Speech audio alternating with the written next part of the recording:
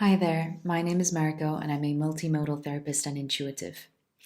In today's video, I really wanted to talk about the importance of healing trauma. And the reason I want to talk about this is because it truly is a fundamental stage of being able to create a life of your dreams. Now, it's not often talked about in the context of manifestation.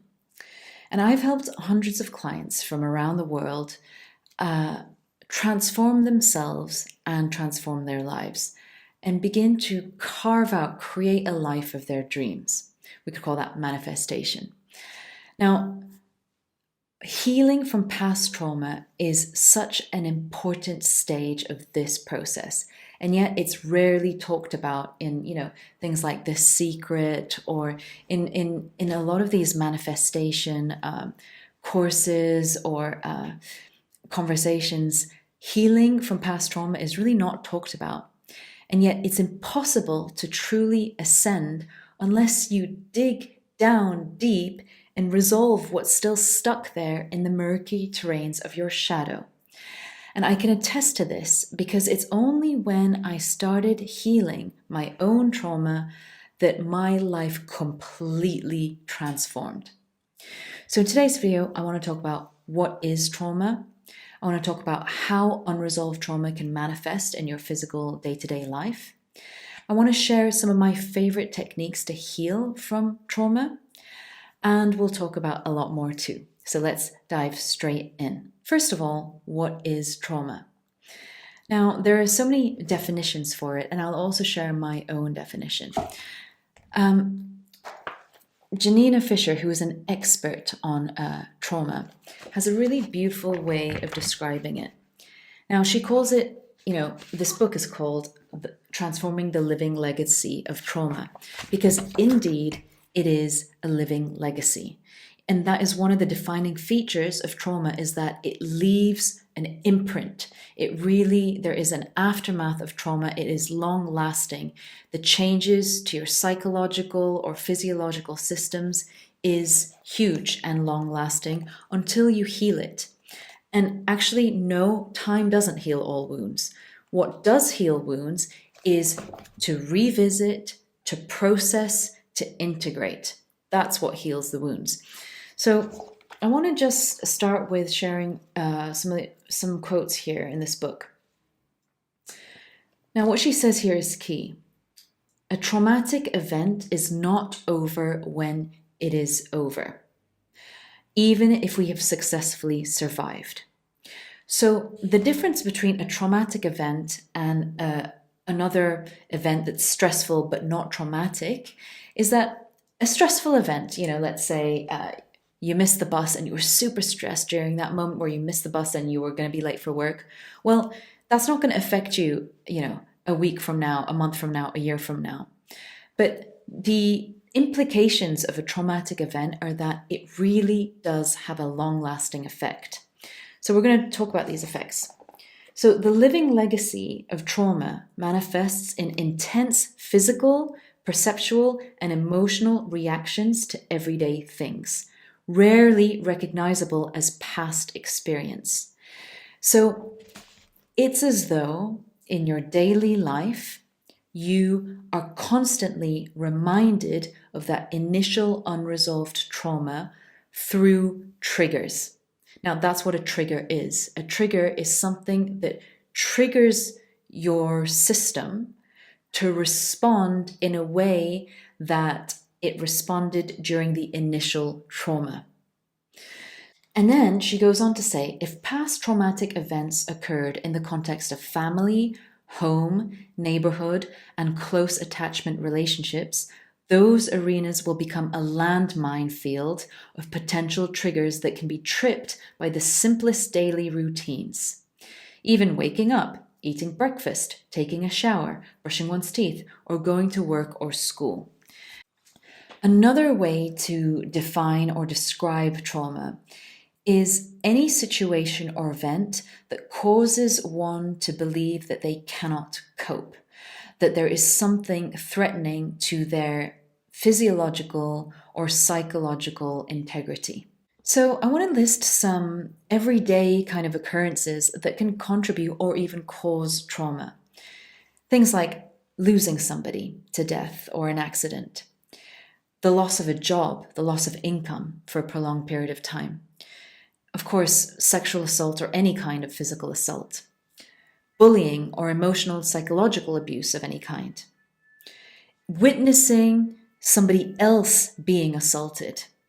So a household with abuse of any kind, living in a household with alcoholism or any kind of drug abuse, miscarriages, stillbirths, or experiencing the illness of your own child. This is a really important point, is that this is very subjective. Two people can experience the same thing and both be affected by the same thing in very, very different ways. And this depends on so many factors. The individual factors of their, for example, genetics, their epigenetics, their lived experience. And I'm talking not just from this life, but I would say past life, all the past life unresolved stuff that is still being carried by them on a subconscious level. So all of these things have an effect on our makeup, how and why we are the way that we are. Now, it is really important to never judge somebody else's reaction to a specific event, because there is so much that we are unaware of. And indeed, who is anyone to judge anyone else's behaviors or experiences or journeys anyway? It's kind of a waste of energy. So how does unresolved trauma manifest or show up in your day-to-day life? The first thing is discomfort. So when you're feeling uncomfortable or threatened or scared, this points to something that's unresolved. I'll give you some examples here. Let's say there's a woman who is in a healthy, loving, and safe relationship. And all of a sudden, one day, her partner starts to touch her and she flinches. Before she even understands or realizes what she's doing, her body tenses up and flinches. Now, this is an indicator of a trauma response, an unconscious knee-jerk reaction trauma response. And this would indicate that there was some unresolved sexual trauma, for example. So we often hear about, unfortunately, war veterans or ex-police officers who experience PTSD. So let's say they're at home and suddenly the door slams shut and, there's a loud bang. Now, that might be a trauma trigger that reminds them of some dangerous situation they were in the past, or, a gunshot sound. But they will react in a way that is really dramatic and intense and that will shake them up for a while. In those two examples that I just shared, they are quite obvious. We're talking about sounds, or we're dealing with the body and the body's responses, and they're quite obvious to detect. Now, in a way, it's quite fortunate if they are quite easy to detect. What's harder is when your triggers are much more subtle and they're not so easy to detect. Then you're left with this murky, confused feeling that there's something not quite right with you, that there's something fundamentally wrong with you. And that's another characteristic of somebody with a lot of unresolved trauma, is that they often come to the conclusion that they are damaged goods, that there's something wrong with them, and they carry a lot of shame. And this is so tragic because shame is one of the most harmful emotions that we can experience. Shame doesn't say that there's something wrong with something you've did, that's more like guilt, let's say. But shame speaks to the belief that there is something wrong with you. And it's the opposite of who we are as a soul. It's the opposite of how we came into this world, whole and complete with so much light. Shame is the antithesis of wholeness and healing. So it's a really uncomfortable and difficult emotion to experience. And yet, so many trauma survivors just carry this around like it's normal.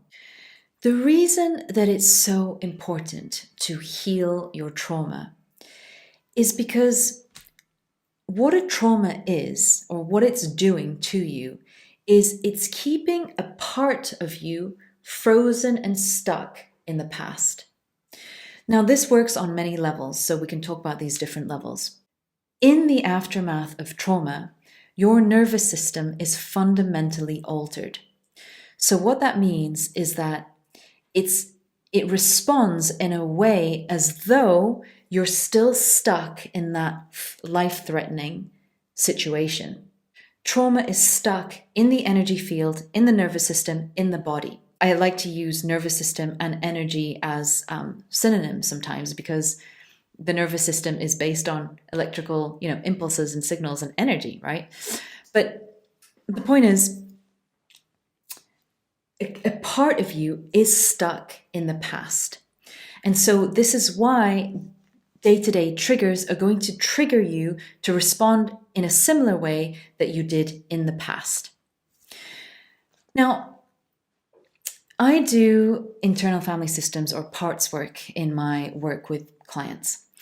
And when you have that framework of things, this framework that we are made up of a myriad of parts, and yet we are none of those parts, we are a greater awareness, far more expansive than any of these parts. I mean, that's a very, very quick intro into what internal family systems is.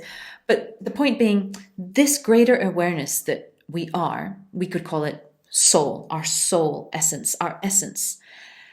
This greatest awareness that we are is from a spiritual perspective, whole and intact. But when we experience trauma, a part of our energy, a part of us, is fragmented off and kept stuck in the past. Now, in the language of internal family systems, we would call this the exile. It's a part of us that has been exiled off simply because the emotions, the unbearable emotions that part experienced during the trauma were so overwhelming to our internal system that it had to be cast out for us to continue being able to survive. So let's say a child was severely abused, but let's say now they're 40 years old and they're in a healthy, loving family, in a workplace that they love. Everything is fine now. If they haven't really delved into their past to really heal it somatically, energetically, spiritually, on all levels, then there is a part of them that is still fragmented off, what we call the exile, and it's kept discarded in order for that person to be able to function well in their current life, in society, in their family, etc. But what is the price of this? The price of keeping these parts locked up and frozen and kept away is that we are not whole. We feel unwhole. We feel shame or damaged. We feel that there's something wrong with us because there's a part of us there that's hovering deep within our psyche that has not been integrated into our being. So shame is the antithesis of self-acceptance, of unconditional self-love. So the process of healing from trauma requires us to go back there in a safe, guided, supported way, ideally, and then to gently, safely feel the feelings that we couldn't feel at the time because we were in a autonomic stress response state of fight, flight, or freeze. And often with trauma, it is this freeze, especially when we're talking about childhood trauma, because as children, we did not have agency. We couldn't fight or we couldn't take flight. So we would often freeze. And in that frozenness, a part of us got fragmented off and is still stuck there. So in the process of healing from trauma, it requires us to gently, safely revisit, feel all the feelings that we couldn't feel back then because we were frozen, and then safely and gently release them from our field, from our energy field, from our nervous system. And when we can do that, that is when, for the first time, we feel relief. We feel peace, because in so doing, we are actually face to face with the part of us that we were ashamed of, and accepting that part and accepting what we went through, and then bringing that back in, allowing us to feel whole again. So in short, healing from trauma is a process of becoming whole again. And becoming whole again is coming back to who we are as source, as energy, as a spiritual, infinite, expansive being. Another super important reason why you want to be healing your trauma is because when something traumatic happens in our life is usually when we create unconscious belief systems. So let me give you an example. Let's say at the age of 12, you were in a car accident and you broke your leg. In that moment, you may have unconsciously created the belief that you're never safe. You can't trust anybody. Life is dangerous. It's not safe for you to relax at any moment. These are just off the top of my head, but you get the idea. Usually, we create beliefs in a time of trauma unconsciously to make sense of this experience that we shouldn't have had to make sense of, okay? Because creating beliefs helps us to feel more empowered in that time. So it's a little bit of a defense mechanism. It allows us to feel less anxious. It allows us to feel that we're in control.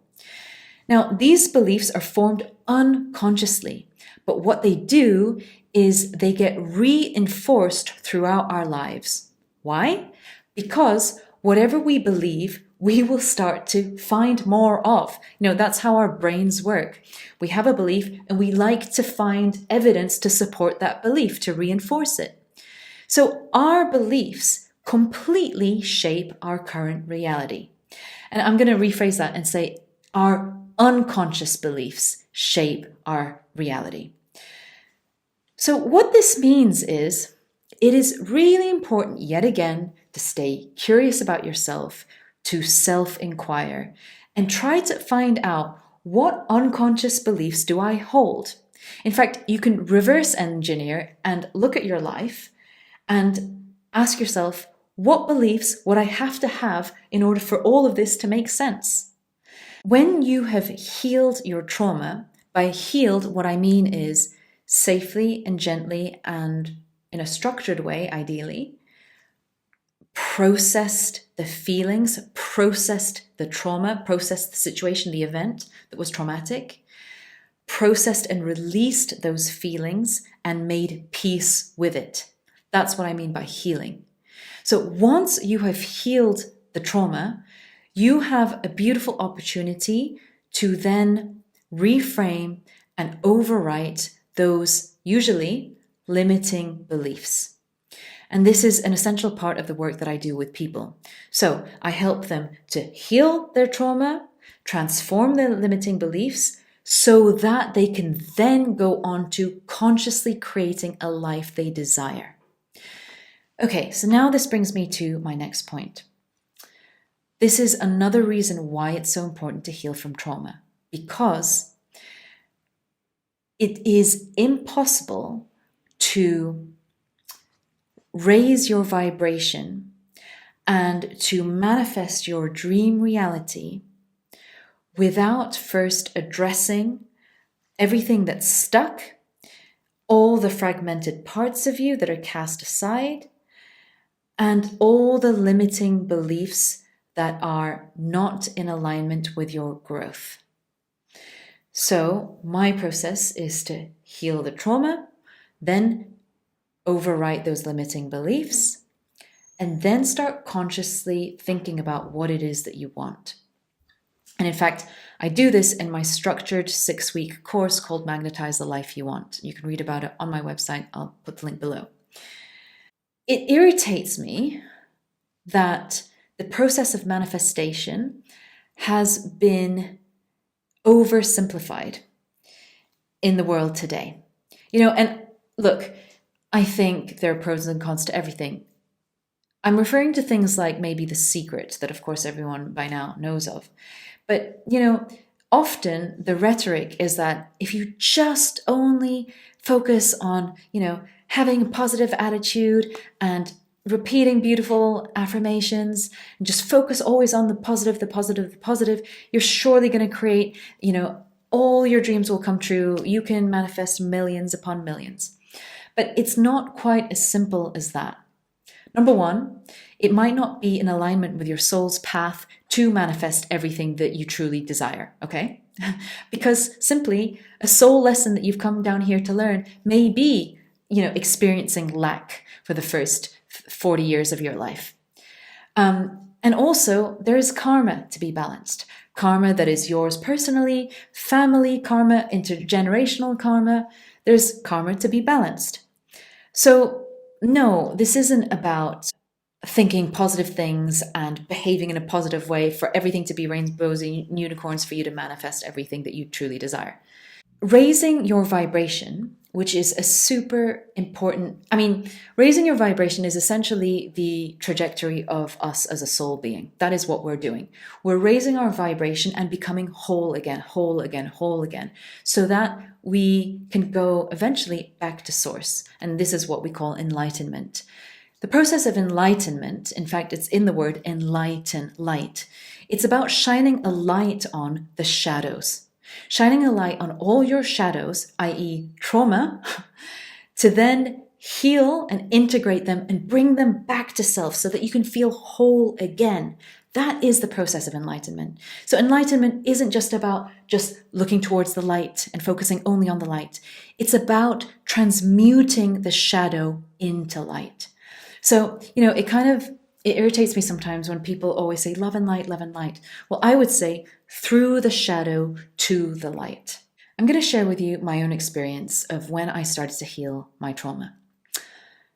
When I was 29 years old, I was in an abusive relationship. It was psychologically abusive, emotionally abusive, sexually abusive. And luckily, it was only a 9-month relationship, but it was intense. And in my life, lessons are quite short, but super intense. And luckily, I woke up as a result of that experience. It was like life was just, like shaking me by the shoulders, saying, wake up, look at yourself. What are you doing? What are you believing about yourself? Why are you staying in this abusive relationship?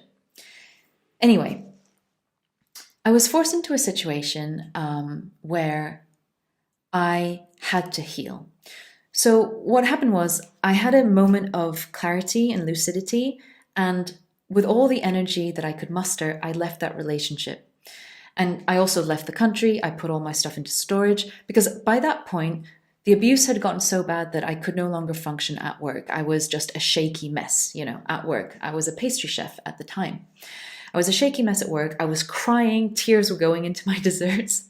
Sorry, but I couldn't function. So I had to quit. And with all the energy and strength that I could muster, I left the apartment I shared with the abusive ex, and I went to seek sanctuary in my best friend's house at the time. Now, my best friend at the time happened to be living in the Middle East. He was working in the Middle East, and he told me, you can stay with me as long as you need to. You don't need to tell me anything. You don't need to explain. You don't need to smile. You don't need to pretend to be okay. You can just be, and you can stay as long as you need and take your time to heal. And that was one of the biggest gifts I have ever received in my life. And I went there with a one-way ticket, and I went for 4 months. And I didn't know anyone in the Middle East, and the relationship had gotten so controlling at the time that I had lost touch with my friends and family. So I was very isolated at the time. So I didn't have friends that I was speaking to. I was in the Middle East and I didn't know anybody there. And my friend was working, a full-time job, 9 to 5. So I was alone in his apartment most of the time. Now, what that meant was I was forced to feel my feelings, sit with all the pain and the turmoil and the anguish, and not escape from it, not distract from it, not numb myself from it. I had to feel it. And it's that feeling, the processing of those feelings, and understanding the patterns and really exploring how I had got here. What were all these patterns that I was seeing in my life? Why were all my romantic relationships so unhealthy? Why were they getting progressively more unhealthy and toxic? I sat in that process and I asked all these questions to myself, and I felt the feelings and I felt the pain.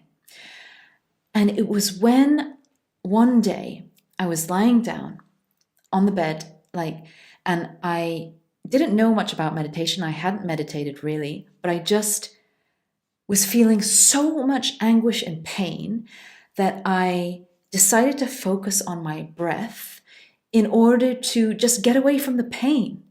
So I really focused on my breath. I was there 100%, and I achieved what the Buddhists would call single-pointed focus. I didn't know that it was that at the time, but that's what happened. And in that moment where I was so focused on my breath and nothing else, something like earth-shattering happened for me, which was I felt these convulsions of energy go up and down my spine. It felt like I was being electrocuted. I felt like I was convulsing and shaking like this, but I opened my eyes gently and my body was dead still. So I was like, what the hell is this? I had no idea what I was experiencing. So I was like, well, that must have been energy, because it wasn't physical. I wasn't physically moving, but I felt like I was physically moving. And that was a pivotal moment that sparked my journey of self-discovery and of greater discovery of it was a paradigm shift. And, I went into exploring what energy was, and I later found out that what I experienced in that moment seemed to be a Kundalini awakening. Not a full-blown one, but, like a semi-Kundalini awakening, where the energy that was dormant at the base of my spine traveled up and seemed to, open up some of my higher chakras. And after that, more and more, I guess we could call it paranormal stuff started happening. I started having major intuitive insights, precognitive dreams, out-of-body experiences. So again, paradigm shifting stuff. Now, perhaps I'll share the later part of that healing journey in a different video, but all of this to say, when you allow yourself to heal from your past trauma, to heal, remember, like I said, to process, to feel without distraction, with total curiosity and self-compassion, then what happens is your intuition will increase. Your intuition will deepen.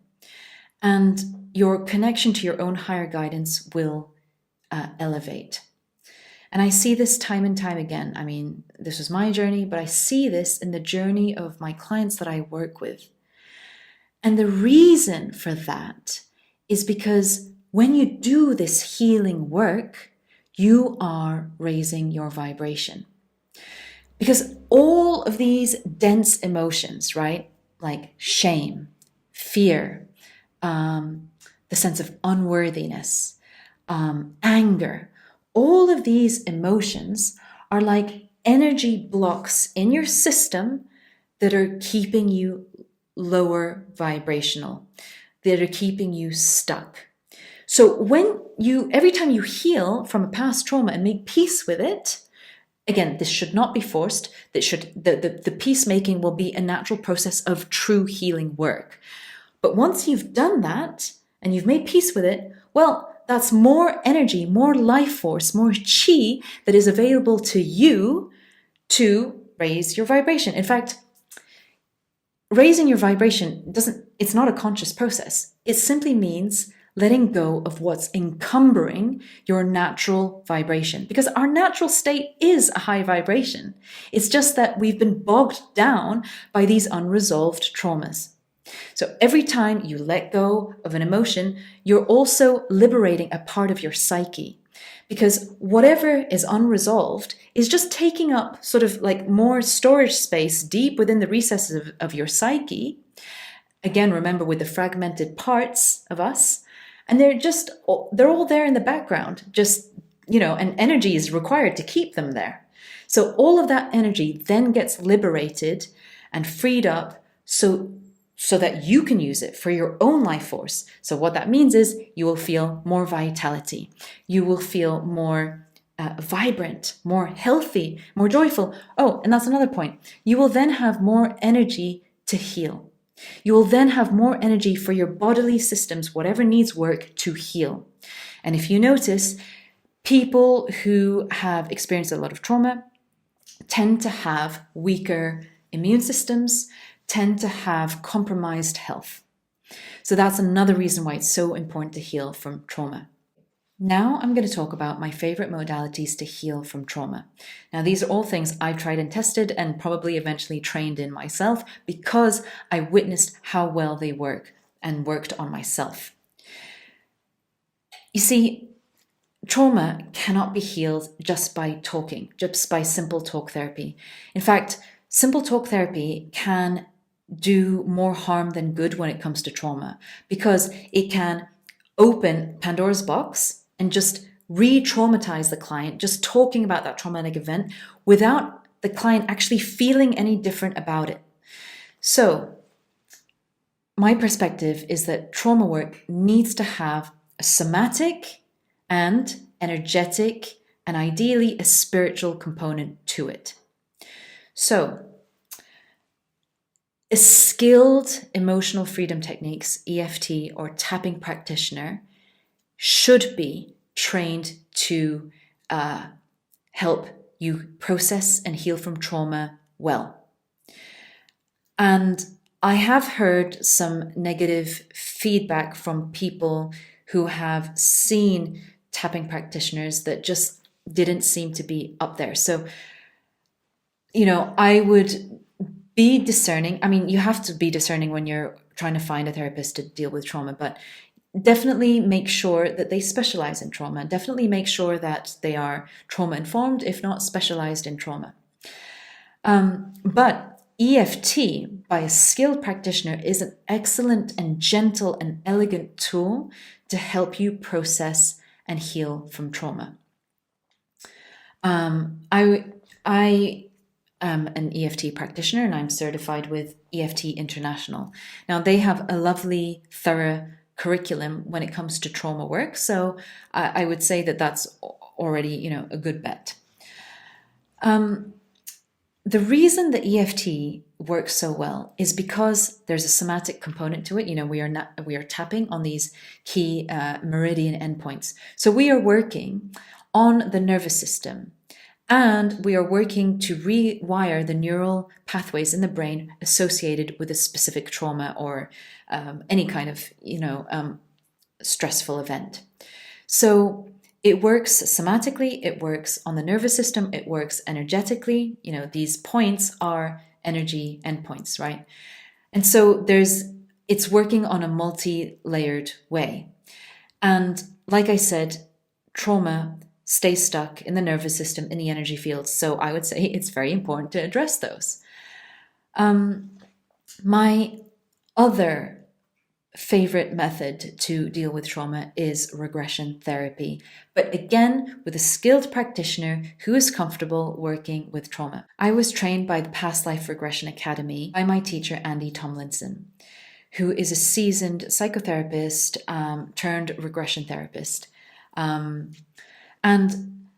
I am so grateful for how thorough and meticulous that training was. And we went deep into trauma work. And one of the things that we trained with was a process called body therapy, which is something that my teacher created as a follow-on from Roger Woolger's deep memory process. So it's a beautiful process of a very beautiful, powerful, and quick, efficient way of really releasing trauma from the body and from the energy field. And what it does is we guide the body in an altered state of awareness, so in a state of hypnosis. It doesn't have to be a deep state of trance, but in an altered state. And we guide the body to move in a way that it wished it could have during the time of the trauma. So let's say a woman's being assaulted and she's on the ground and she's being pinned down. Well, during the trauma, she wasn't able to move. She was being pinned down. So in the body therapy, we use different approaches to help that client actually move her body in a way she wished she could have. So in a way, it's a bit like somatically reframing the situation. It involves elements of psychodrama and energy work and other things too. It's a bit more of a complex process, but I'm just trying to give you an idea of how powerful these techniques are. So my point being, the techniques that work with trauma are the techniques that involve the body and the energy and the mind, psychology. There has to be a holistic approach to deal with trauma. You cannot just, do energy work on trauma, because sometimes that can lead to spiritual bypassing. You cannot just talk your way out of trauma, because that just doesn't cover the nervous system and what's stuck in the energy field and in the soma, in the body. So there has to be a holistic approach. So EFT and regression therapy, also I would say that EMDR is also very good when it comes to trauma and reprogramming the mind. I personally have never experienced EMDR simply because EFT does a similar thing and it's very effective, so I use EFT. Now, the other thing that I would say is very beneficial, of course, is psychedelic assisted therapy or, plant medicines. Again, they do, when it comes to trauma, they often do a similar thing in that they will take you to the traumatic event and help you to process that, release it once and for all, and then integrate that experience. Often, ayahuasca specifically does this, right? Now, the only thing I would say about psychedelics and plant medicines is that it's not always that structured. You don't know where you're going. You don't know what you're going to heal. Now, this is why I love regression therapy so much, is because it often gives a similar kind of experience to a plant medicine or psychedelic therapy, but it's structured and it's guided in a very well-managed, structured way. Because we start with an objective and we let the higher mind take us exactly where we need to go. And also what I love about it is that in that way, it allows us to go very efficiently to resolve the problem, because we follow the energy, we go exactly where we need to go and heal exactly what we need to heal. So what I love about that is, it's kind of this cooperative, co-creation healing situation with the client and the therapist. And of course, a good therapist should be able to help you heal and process whatever trauma that may come up in that session. So it provides a very targeted and efficient way to heal trauma. And in my regression therapy practice, I'm trained to use energy work, I'm trained to use like body work, and of course, all the psychotherapeutic techniques that work on the mind and the psyche. As a therapist, I have to continually work on myself. If I didn't, I wouldn't be a good therapist, and my stuff would just come up all the time and interfere with my ability to help others in front of me. It leads to projections and all sorts.